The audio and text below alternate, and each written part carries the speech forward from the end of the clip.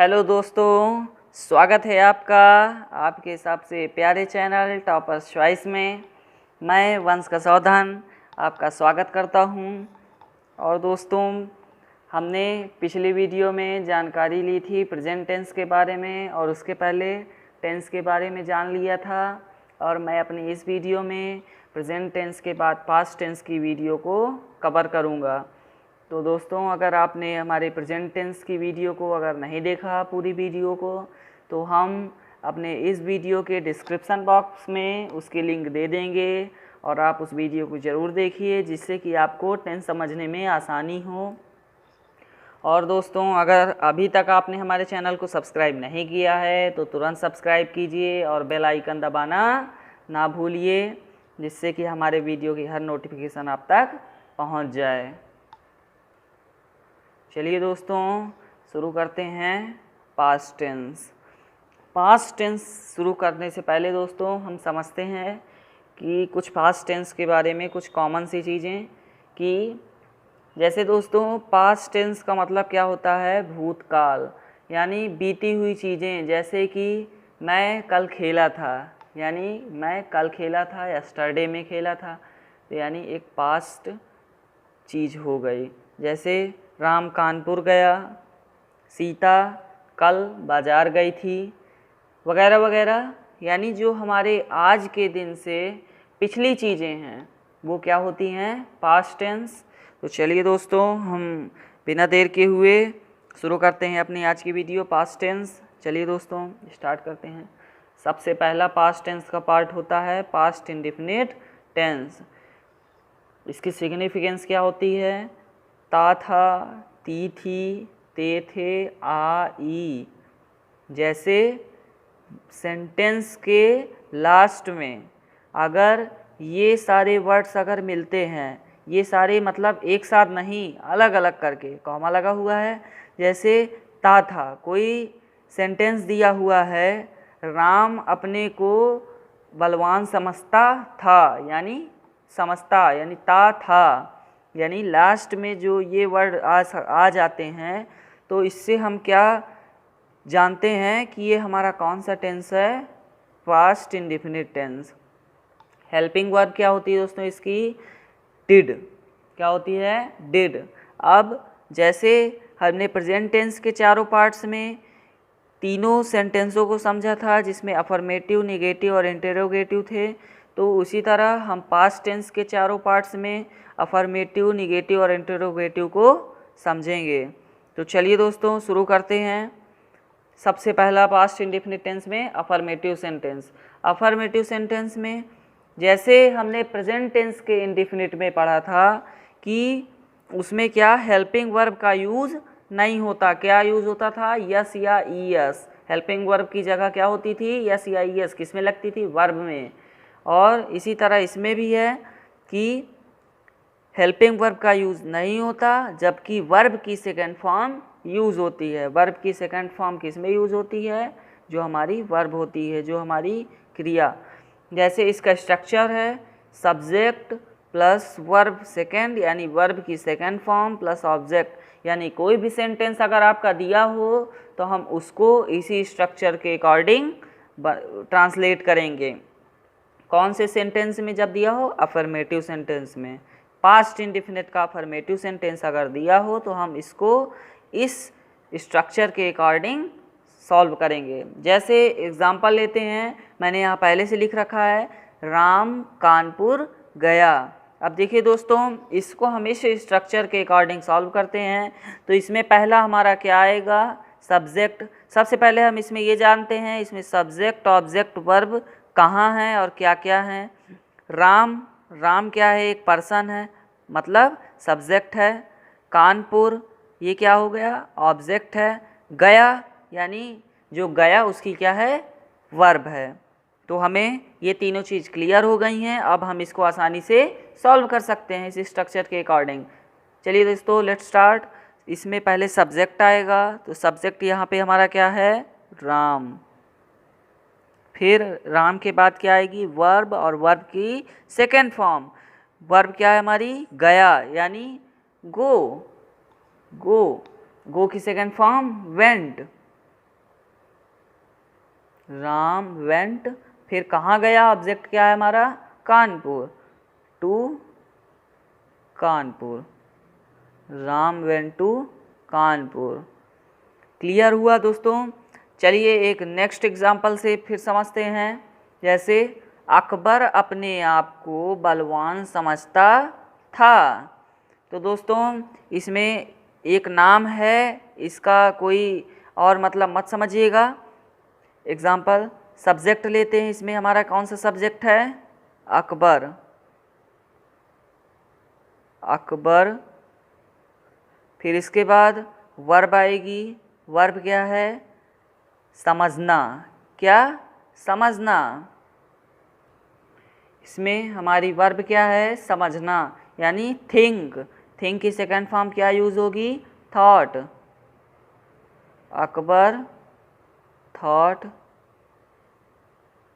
फिर इसमें ऑब्जेक्ट आएगा, ऑब्जेक्ट क्या है इसमें, अपने आप को बलवान, यानी thought brave,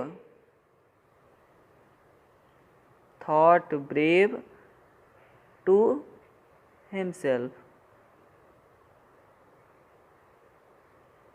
Akbar thought brave to himself, यानी अकबर अपने आप को बलवान समझता था। तो दोस्तों आपको इन दो एग्जाम्पल से क्लियर हो गया होगा कि पास्ट इंडेफिनिट का अफर्मेटिव सेंटेंस। इसके बाद हम समझते हैं निगेटिव सेंटेंस के बारे में। इसकी स्ट्रक्चर जान लेते हैं पहले कैसे बनती है। सब्जेक्ट प्लस डिड, डिड क्या है, helping verb, plus not plus verb की फर्स्ट फॉर्म, वर्ब की first form plus object. Did के बाद नॉट आया क्योंकि हम निगेटिव पढ़ रहे हैं। इसको भी हम एग्जाम्पल्स में समझते हैं। जैसे मैंने लिख रखा है सुरेश बाजार नहीं गया। इसमें स्ट्रक्चर के अकॉर्डिंग हम सॉल्व करेंगे। इसमें क्या है, सब्जेक्ट सुरेश, सुरेश। अब दोस्तों एक चीज़ आपने ये देखा होगा कि निगेटिव सेंटेंस में डिड का यूज़ हो गया और अफर्मेटिव में नहीं हुआ, क्योंकि अफर्मेटिव में पास्ट के अफर्मेटिव, पास्ट इंडिफिनिट के अफर्मेटिव और प्रेजेंट इंडिफिनिट के अफर्मेटिव में हेल्पिंग वर्ब का यूज़ नहीं होता, जबकि अदर सेंटेंसेस में होता है। सुरेश, फिर हमारी डिड नॉट आएगी, Suresh did not.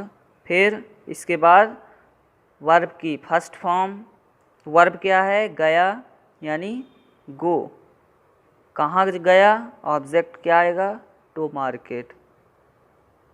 Suresh did not go to market. एक और एग्जाम्पल से इसे क्लियर करते हैं।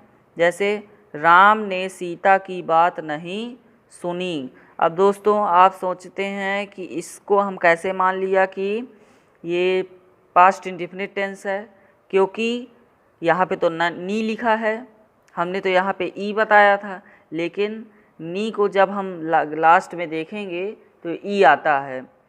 तो जैसे इसमें सुरेश बाजार नहीं गया, लास्ट में क्या आया, आ। मैंने इसमें सिग्निफिकेंस बता दी थी कि जब ये सारी सिग्निफिकेंस आपको किसी भी सेंटेंस में मिले तो उसको हम क्या जानेंगे, पास्ट इंडेफिनिट टेंस है। चलिए इसे सॉल्व कर दें दोस्तों। सब्जेक्ट क्या आएगा, राम, फिर इसके बाद डिड नॉट। स्ट्रक्चर के अकॉर्डिंग सॉल्व करेंगे। राम डिड नॉट, फिर वर्ब आएगी, वर्ब क्या है इसमें, सुनी, सुनी, डिड नॉट लिसन, किसकी बात नहीं सुनी, ऑब्जेक्ट इसमें क्या है, सीता की बात, यानी सीताज मैटर।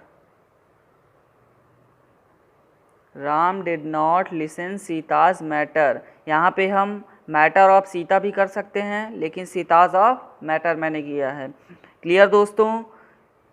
इस सब्जेक्ट राम है, did not helping verb, listen सुनी, वर्ब की फर्स्ट फॉर्म लगी, उसके बाद ऑब्जेक्ट आया Sita's matter. Negative sentence clear हुआ। अब इसके बाद हम इंटरोगेटिव सेंटेंस में आते हैं। इंटरोगेटिव सेंटेंस, इस जैसा कि मैंने दोस्तों आपको प्रेजेंट में बताया था कि इंटरोगेटिव के दो होते हैं रूल्स, जिसमें एक में क्वेश्चन वर्ड हमारा सबसे पहले रहता है सेंटेंस में, और दूसरे रूल में क्वेश्चन वर्ड बीच में रहता है। कभी कभी दोस्तों ऐसा होता है जिसमें हमारा क्वेश्चन वर्ड क्या होता है, साइलेंट भी रहता है। लेकिन फ़िलहाल हम अभी जो हमारे क्वेश्चन वर्ड हैं बिना साइलेंट हैं उसको हम जानते हैं। चलिए हम फर्स्ट स्ट्रक्चर से समझते हैं, जिसमें हमारा पहले है question word helping verb plus subject plus verb की first form plus object plus question mark, यानी क्वेश्चन मार्क तो इंटरोगेटिव में कंपलसरी है। जैसे इसका एक एग्जांपल समझते हैं, क्या मनोहर कलकत्ता गया। जैसे इसको देखते हैं, सॉल्व करते हैं स्ट्रक्चर के अकॉर्डिंग। हेल्पिंग वर्ब आएगी इसमें, क्या है हेल्पिंग वर्ब, डिड। इसके बाद सब्जेक्ट, क्या लेंगे सब्जेक्ट, मनोहर। मनोहर कायम तो कैपिटल रहेगा क्योंकि ये क्या है, एक प्रॉपर नाउन है मनोहर। फिर इसके बाद क्या आएगी वर्ब, वर्ब के साथ वर्ब की फर्स्ट फॉर्म, यहाँ वर्ब क्या है, गया यानी जाना, गो। डिड मनोहर गो, फिर कहाँ गया ऑब्जेक्ट में, कलकत्ता यानी to Calcutta, question mark last में। Did Manohar go to Calcutta. इसको हमने स्ट्रक्चर के अकॉर्डिंग सॉल्व कर दिया। अब हम दूसरा एक स्ट्रक्चर समझते हैं जिसमें हमारा क्वेश्चन वर्ड बीच में आता है, मिडिल में। जैसे इसमें क्या होता है स्ट्रक्चर इसका सॉल्व करने का, एक फॉर्मूला, क्वेश्चन वर्ड पहले आता है, फिर हेल्पिंग वर्ब, फिर सब्जेक्ट, फिर वर्ब की फर्स्ट फॉर्म प्लस ऑब्जेक्ट, फिर question word, question mark. Solve करते हैं इसको भी। क्वेश्चन वर्ड जो है हमारा क्यों, ये पहले आ जाएगा। वाई, सेंटेंस हमारा क्या दिया हुआ है, मनोहर कलकत्ता क्यों गया, जिसमें वाई हमारा पहले आ गया। फिर क्या आएगी हेल्पिंग वर्ब, क्या आएगी helping verb, did, why did. फिर इसके बाद सब्जेक्ट आएगा, सब्जेक्ट क्या है, मनोहर, वाई डिड मनोहर। फिर वर्ब की फर्स्ट फॉर्म यानी गया, गो, ऑब्जेक्ट आएगा to Calcutta, why did Manohar go to Calcutta. इसके बाद क्वेश्चन मार्क।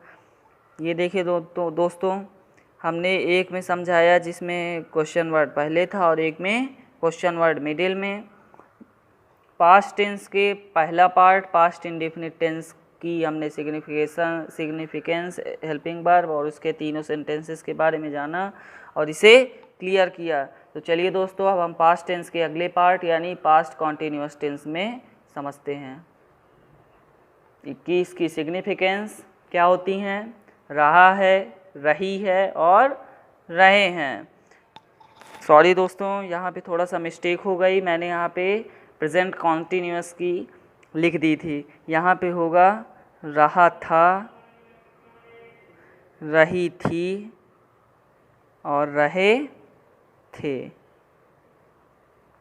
ये होती है इसकी सिग्निफिकेंस कि रहा था, रही थी और रहे थे। जिस सेंटेंस में आपको मिल जाए वो आपका कौन सा टेंस होगा, पास्ट कॉन्टिन्यूअस टेंस। इसकी हेल्पिंग वर्ब जानते हैं क्या होती है, वाज और वर। क्या होती है दोस्तों, वाज और वर। इसके भी तीन पार्ट्स होते हैं, अफर्मेटिव, निगेटिव और इंटरोगेटिव, जिसमें अफर्मेटिव का 1 रूल, निगेटिव का 1 रूल और इंटरोगेटिव के 2 रूल्स। चलिए अफर्मेटिव से स्टार्ट करते हैं, इसका स्ट्रक्चर समझते हैं। Subject plus helping verb plus verb की फर्स्ट फॉर्म, उसके साथ वर्ब में आईएनजी प्लस ऑब्जेक्ट, उसके बाद फुल स्टॉप। जिसमें क्या आता है पहले, सब्जेक्ट, हेल्पिंग वर्ब, वर्ब की फर्स्ट फॉर्म, फर्स्ट के साथ आईएनजी, ऑब्जेक्ट। एक चीज़ ध्यान रखिएगा दोस्तों कि अगर हमारे पास्ट में या प्रेजेंट में या फ्यूचर में कोई भी अगर कॉन्टिन्यूअस टेंस है, चाहे वो प्रेजेंट का हो, चाहे फ्यूचर का हो या पास्ट का हो, हमेशा उसकी वर्ब में फर्स्ट फॉर्म और उसके साथ आईएनजी जुड़ेगा ही जुड़ेगा। चलिए एक एग्जांपल से इसको समझते हैं। जैसे सुरेश बाजार जा रहा था, इसको इस फॉर्मूले से सॉल्व करेंगे तो यहाँ सब्जेक्ट क्या आएगा, सुरेश बाजार जा रहा था। फिर इसके बाद क्या आएगी, हेल्पिंग वर्ब। हेल्पिंग वर्ब क्या है, वॉज और वर। अब देखते हैं दोस्तों वाज किस में यूज़ होती है और वर किस में यूज़ होती है। तो जो वाज होती है हमारी सिंगुलर के साथ यूज होती है और जो वर होती है वो प्लूरल के साथ यूज़ होती है। जैसे सुरेश हमारा क्या है, यहाँ पर सिंगुलर है, इसके साथ हम क्या यूज़ करेंगे, वॉज। सुरेश वॉज, फिर इसके बाद क्या आएगी, वर्ब की फर्स्ट फॉर्म जा रहा था यानी गो, इसके साथ आईएनजी जुड़ जाएगा तो क्या हो जाएगा, गोइंग। कहाँ जा रहा था ऑब्जेक्ट में, टू मार्केट।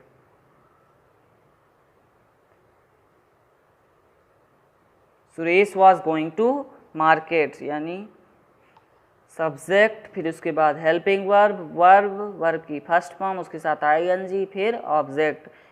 तो दोस्तों हमने समझा कैसे अफर्मेटिव सेंटेंस को सॉल्व करते हैं। इसके अलावा हम अन्य और एग्जांपल्स ले सकते हैं, जैसे रमेश खाना खा रहा था या मैनी अदर एग्जांपल्स, क्योंकि एग्जांपल्स की कोई कमी नहीं होती।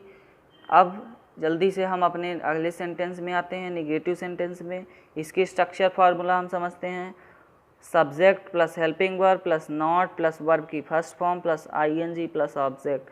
यानी निगेटिव में ज़्यादा चेंजेस नहीं होते, ओनली हेल्पिंग वर्ब के बाद नॉट ऐड हो जाता है और बाकी स्ट्रक्चर वही रहता है। एग्जाम्पल, पीटर चर्च नहीं जा रहा था। जैसे इसको समझते हैं, सब्जेक्ट पीटर है यहाँ पे सब्जेक्ट, फिर इसके बाद हेल्पिंग वर्ब आएगी, पीटर से क्या है, सिंगुलर है, पीटर के साथ क्या जुड़ेगा, वॉज, पीटर वॉज, नॉट, फिर इसके बाद वर्ब आएगी, वर्ब की फर्स्ट फॉर्म गो, इसके साथ आईएनजी ऐड होगा, गोइंग। कहाँ नहीं जा रहा था, church, going to church, Peter was not going to church. हमने समझा दोस्तों निगेटिव सेंटेंस का एग्जाम्पल। अब हम जानते हैं इंटरोगेटिव सेंटेंस के बारे में, जिसमें फर्स्ट स्ट्रक्चर है helping verb plus subject plus verb की first form plus ING plus object plus question mark. यानी ये कौन सा स्ट्रक्चर है जिसमें हमारा सेंटेंस के पहले होता है क्वेश्चन वर्ड। क्या होता है सेंटेंस के पहले, उसकी स्ट्रक्चर फार्मूला है। चलिए इसको एक एग्जांपल से सॉल्व करते हैं। जैसे क्या पुल टूट रहा था, इसको सॉल्व करते हैं इस स्ट्रक्चर के अकॉर्डिंग। हेल्पिंग वर्ब आएगी, हेल्पिंग वर्ब हम सब्जेक्ट के अकॉर्डिंग लेंगे। सब्जेक्ट हमारा क्या है यहाँ पर, पुल, पुल ब्रिज, यानी ब्रिज क्या होता है, ब्रिज तो एक ही है, तो क्या आ जाएगी, वॉज, वॉज। फिर इसके बाद सब्जेक्ट आएगा, सब्जेक्ट क्या है, ब्रिज, वॉज ब्रिज। फिर इसके बाद क्या आएगा, वर्ब की फर्स्ट फॉर्म, वर्ब लेते हैं, वर्ब क्या है यहाँ पर, टूट रहा था यानी टूटना, ब्रेक, ब्रेक के साथ क्या जुड़ेगा, आईएनजी। इसके बाद ऑब्जेक्ट देखते हैं। तो दोस्तों इस सेंटेंस में हमारा कोई भी ऑब्जेक्ट नहीं है। अगर ऑब्जेक्ट नहीं दिया तो हमें आगे लिखने की कोई ज़रूरत नहीं। उसके बाद हम क्या लगा देते हैं, direct full question mark. Was bridge baking, क्या पुल टूट रहा था। चलिए अगला फार्मूला समझते हैं, क्वेश्चन वर्ड जिसमें मिडिल में होता है, question word plus helping verb plus subject plus verb की first form plus ING plus object और क्वेश्चन मार्क। एक एग्जांपल से इसको समझते हैं, जैसे ज़मीन का टुकड़ा क्यों खोदा जा रहा था। तो इसको भी हम इस स्ट्रक्चर के अकॉर्डिंग सॉल्व करेंगे।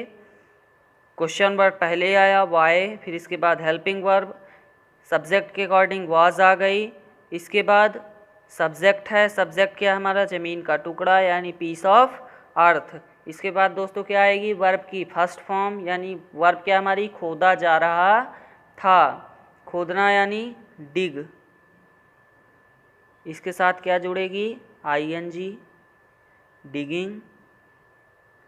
फिर ऑब्जेक्ट आएगा, ऑब्जेक्ट क्या है, कुछ नहीं है, ज़मीन का टुकड़ा क्यों खोदा जा रहा था, why was piece of earth digging. इसके बाद क्वेश्चन मार्क, क्योंकि इसमें हमारा ऑब्जेक्ट नहीं दिया हुआ है इसलिए हम ऑब्जेक्ट नहीं लिख रहे हैं। तो चलिए दोस्तों, हमने पास्ट कॉन्टिन्यूअस टेंस को भी क्लियर कर लिया। अब हम डायरेक्ट आते हैं पास्ट परफेक्ट टेंस में। पास्ट परफेक्ट टेंस, चलिए इसके बारे में कुछ समझते हैं। इसकी सिग्निफिकेंस क्या होती हैं, इसकी हेल्पिंग वर्ब क्या होती हैं। इसकी सिग्निफिकेंस होती है दोस्तों, चूका था, चूकी थी और चुके थे। यानी किसी भी सेंटेंस के लास्ट में ये वर्ड्स आते हैं तो हम समझ जाएंगे कि हमारा सेंटेंस कौन सा है, पास्ट परफेक्ट टेंस। इसकी हेल्पिंग वर्ब दोस्तों होती है हैड। इसके भी 3 टाइप्स में होते हैं सेंटेंसेस, पहला अफर्मेटिव, दूसरा निगेटिव, तीसरा इंटरोगेटिव। इंटरोगेटिव के भी 2 पार्ट्स होते हैं। चलिए अफर्मेटिव का रूल समझते हैं। इसका स्ट्रक्चर क्या होता है, subject plus helping verb plus verb, उसकी थर्ड फॉर्म प्लस ऑब्जेक्ट। फिर से रिपीट करते हैं, subject helping verb plus verb की थर्ड फॉर्म प्लस ऑब्जेक्ट। इसको एग्जाम्पल में समझते हैं। सानिया कल अमेरिका जा चुकी थी। पहले इसमें सब्जेक्ट आएगा, सब्जेक्ट हमारा क्या था, सानिया। फिर इसके बाद हेल्पिंग वर्ब, हेल्पिंग वर्ब क्या है, हैड। इसमें कोई सिंगुलर प्लूरल नहीं है, डायरेक्टली क्या जुड़ता है, had helping verb, Sania had. फिर इसके बाद वर्ब की थर्ड फॉर्म, वर्ब क्या है, जाना, यानी गो फर्स्ट फॉर्म होती है, गो वेंट गॉन, यानी थर्ड फॉर्म क्या होगी, गॉन। फिर ऑब्जेक्ट, कहाँ ऑब्जेक्ट जा रही थी, अमेरिका, गोन टू अमेरिका। फिर इसके बाद ऑब्जेक्ट क्या है, कल, सानिया कल अमेरिका जा चुकी थी। अब दोस्तों कल 2 होते हैं, एक आने वाला कल और एक बीता हुआ कल। आने वाले कल को टुमारो और बीते हुए कल को यस्टरडे। तो ये क्या है, बीता हुआ कल, क्योंकि ये पास्ट में है। पास्ट तो हमेशा यही बीता हुआ कल ही रहता है, यस्टरडे। इसके बाद हम समझेंगे इसके नेगेटिव सेंटेंस के बारे में। इसका स्ट्रक्चर सबसे पहले जानते हैं कैसे होता है, subject helping verb plus not plus verb की थर्ड फॉर्म प्लस ऑब्जेक्ट। यानी हेल्पिंग वर्ब के बाद नॉट जुड़ गया और बाकी चीज़ें वही अफर्मेटिव के जैसे ही हैं। एग्जाम्पल इसका देखते हैं, ट्रेन नहीं जा चुकी थी, ट्रेन नहीं जा चुकी थी। इसको इसके अकॉर्डिंग सॉल्व करेंगे। सब्जेक्ट आएगा ट्रेन, फिर हेल्पिंग वर्ब आएगी हैड, फिर हैड के बाद नॉट, क्योंकि निगेटिव में बना रहे हैं इसलिए नॉट जुड़ा। फिर वर्ब आएगी, वर्ब की थर्ड फॉर्म आना है, क्या है वर्ब, जा चुकी, यानी go went gone, train had not gone. फिर इसके बाद कोई ऑब्जेक्ट नहीं है इसलिए हम यहाँ पे फुल स्टॉप लगाते हैं। नेगेटिव क्लियर हुआ, अफर्मेटिव क्लियर हुआ। अब हम आते हैं इंटरोगेटिव में। तो दोस्तों इंटरोगेटिव के 2 पार्ट्स, पहला जिसमें हमारा क्वेश्चन वर्ड सेंटेंस के पहले और दूसरा में है क्वेश्चन वर्ड मिडिल में है। फर्स्ट में देखते हैं helping verb plus subject plus verb third, यानी वर्ब की थर्ड फॉर्म प्लस ऑब्जेक्ट। उसके बाद क्वेश्चन मार्क कंपलसरी रहेगा। एग्जाम्पल लेते हैं इसका, क्या राम रावण को मार चुके थे, क्या राम रावण को मार चुके थे। चुके थे से दोस्तों हम समझ जाते हैं कि हमारा पास्ट परफेक्ट टेंस है, क्योंकि इसकी सिग्निफिकेंस यहाँ दी हुई हैं।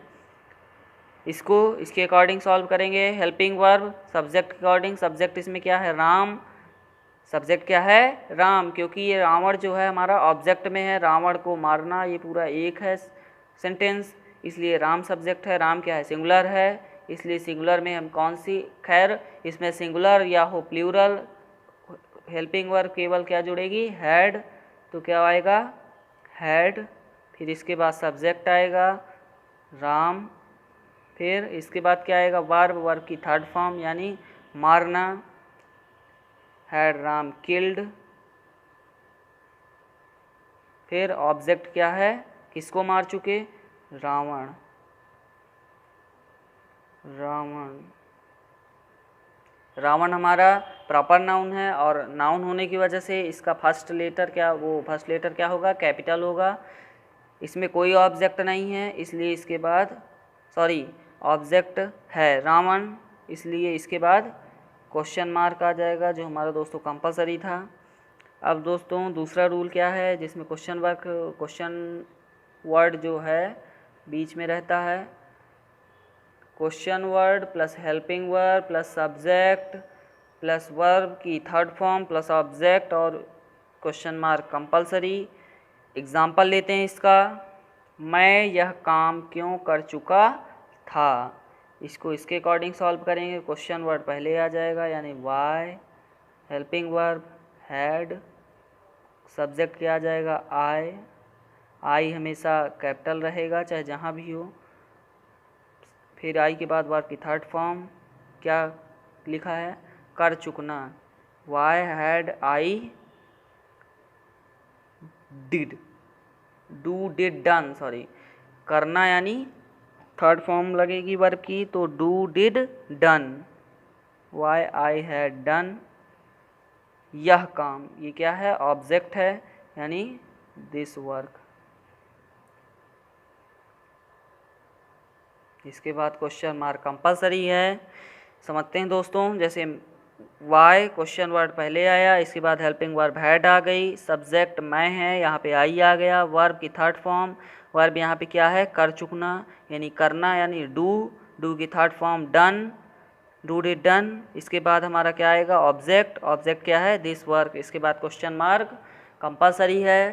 तो दोस्तों हमने इस वीडियो में पास्ट टेंस को भी, चलिए फ्रेंड्स, अभी तक हमने पास्ट टेंस के तीनों पार्ट्स, इंडेफिनिट और कॉन्टिन्यूअस और परफेक्ट टेंस को कवर किया। अब इसके बाद हम पास्ट टेंस के चौथे पार्ट यानी पास्ट परफेक्ट कॉन्टिन्यूअस टेंस में आते हैं। फटाफट इसकी सिग्निफिकेंस और इसकी हेल्पिंग वर्ब जानते हैं क्या होती है। इसकी सिग्निफिकेंस होती है रहा था, रही थी, रहे थे, किसके, समय के साथ, यानी विथ टाइम रिमेनिंग।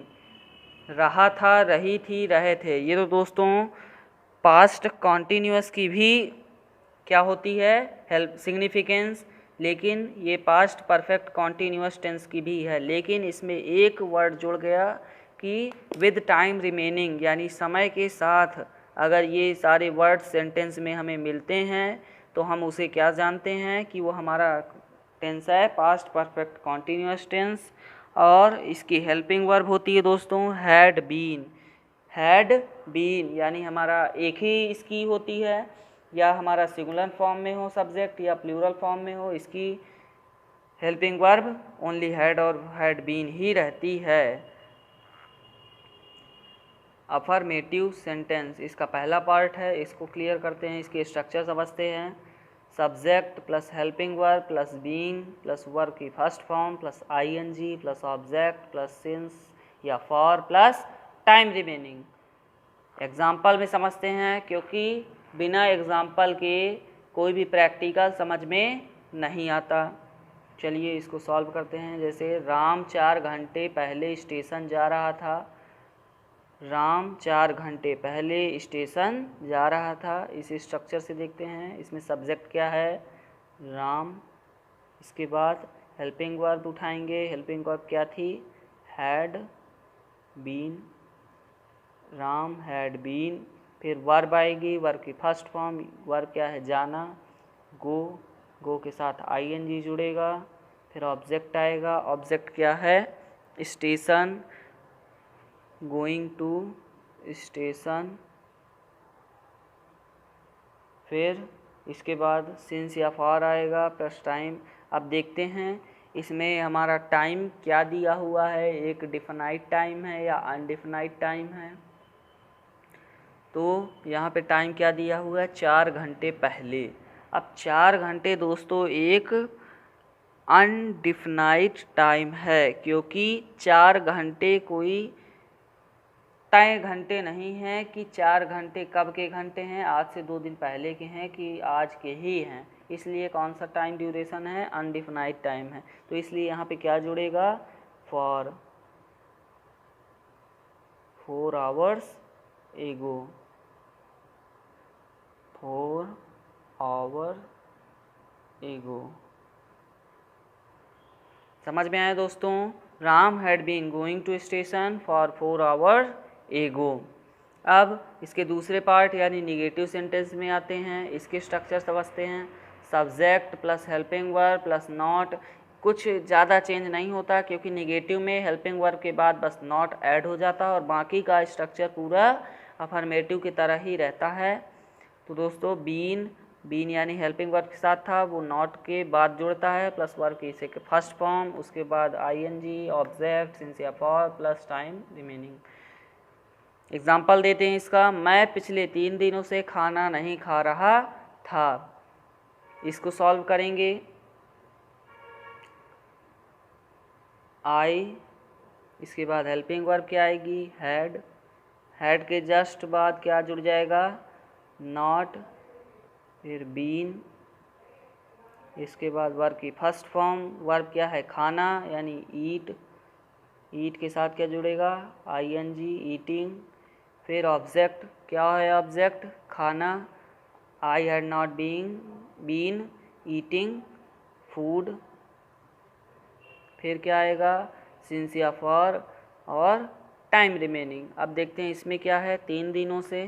3 दिन भी इसमें कौन से दिन हैं, अनडिफिनाइट टाइम है, तो इसलिए यहाँ पे फॉर जुड़ेगा। अब क्यों अनडिफिनाइट है आप समझ गए होंगे। जैसे 3 दिन हमारे कोई क्लियर नहीं है कि आज से पहले के 3 दिन है कि आज से 1 वीक पहले के 3 दिन हैं, इसलिए यहाँ पे फॉर जुड़ेगा, फॉर 3 डेज।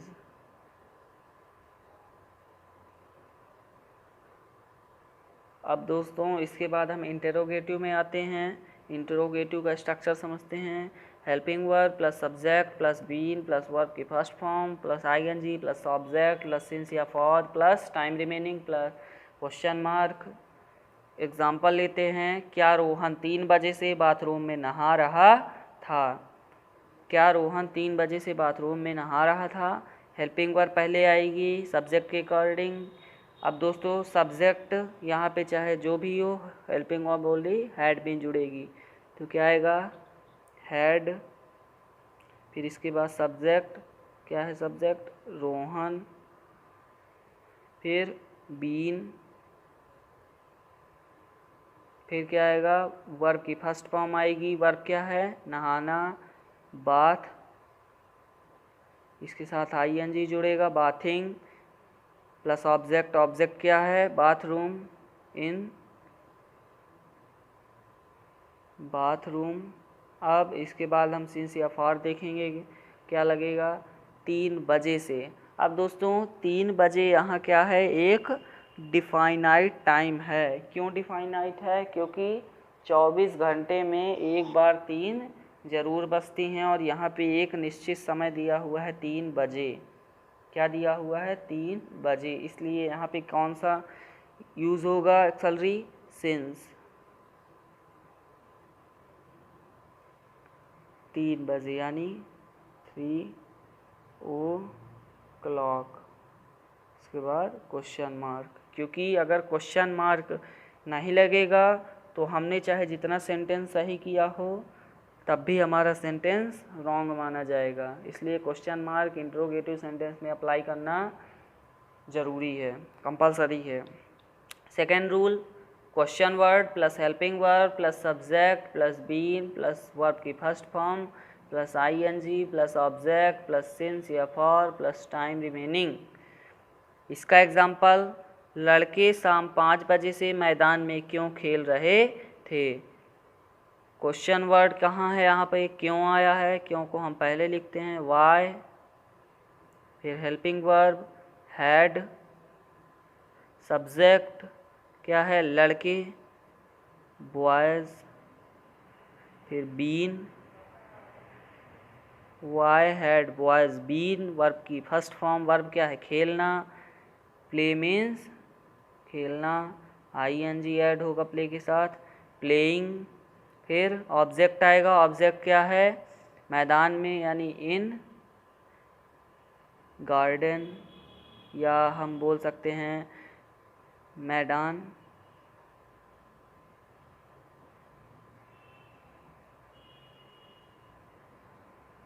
5 बजे से ये भी हमारा क्या है, एक डिफिनाइट टाइम है, इसलिए सिंस यूज़ होगा।